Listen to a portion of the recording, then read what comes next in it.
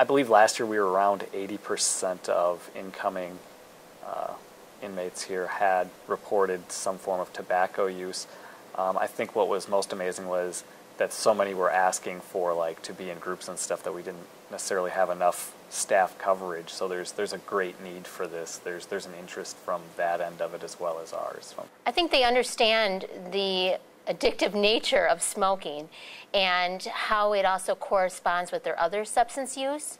And I believe that people who are sincerely looking at recovery many times want to take a holistic view, and that includes stopping to smoke. And I just feel nicotine and tobacco are really a huge part of the substance abuse community. At orientation we have every Monday, we have a survey they fill out, and the last 2 questions is, would you be interested in information in the county you're releasing to get additional support to remain tobacco-free, or are you interested in receiving services while here?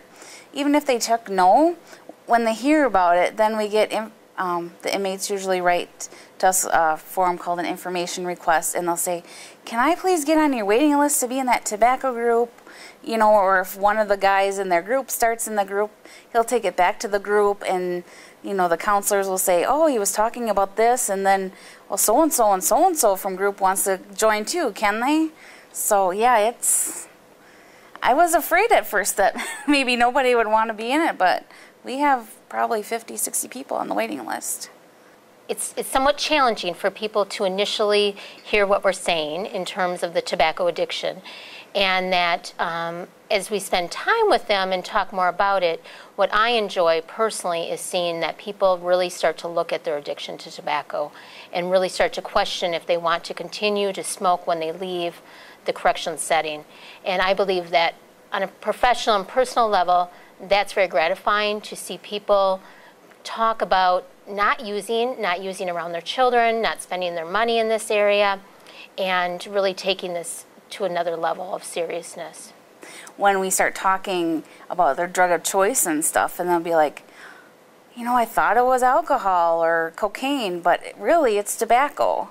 So just to see that connection on their faces too was really amazing.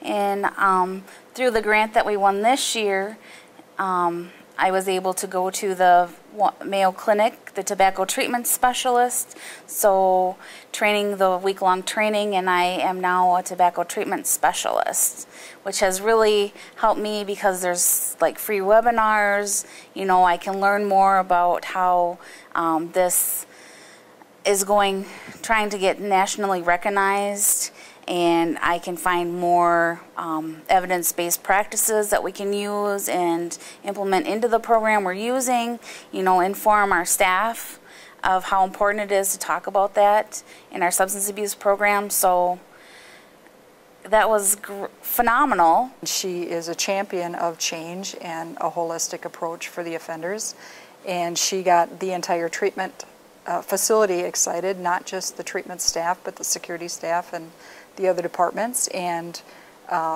let us know what we could purchase with the grant, what we could do with the grant money, how we could get the staff trained, how we could get the inmates on board, how we could get it all started, and she took it from there. She's quite a champion. So you're pretty satisfied with what's happened so far? I'm extremely satisfied. Well, I feel here at Chippewa they've been very supportive, and that we are really allowed to put in place some really innovative ideas, and I am really appreciative of that as a professional, that we're able to give these programs to the offenders. I know one successfully completed it, and he actually seemed to really like that group. And I don't know how he's doing with that now. He's released, so hopefully he's smoke-free wherever he's at.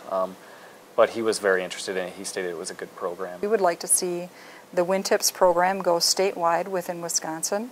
She's had conversations with the Office of Program Services out of our central office in Madison, and ideally it would be to help all offenders that want to stop smoking to get that addiction treatment. That's part of that, expanding it to the rest of the state, because we're kind of a last stop sort of institution. Everybody here's going home soon, so it would be nice if some of this was done elsewhere as well, and we could just follow up and see where they're at before they release.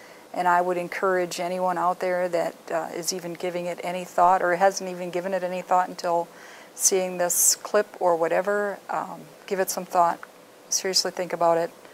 Let your staff research it. Let them put the proposal together. Let them try it.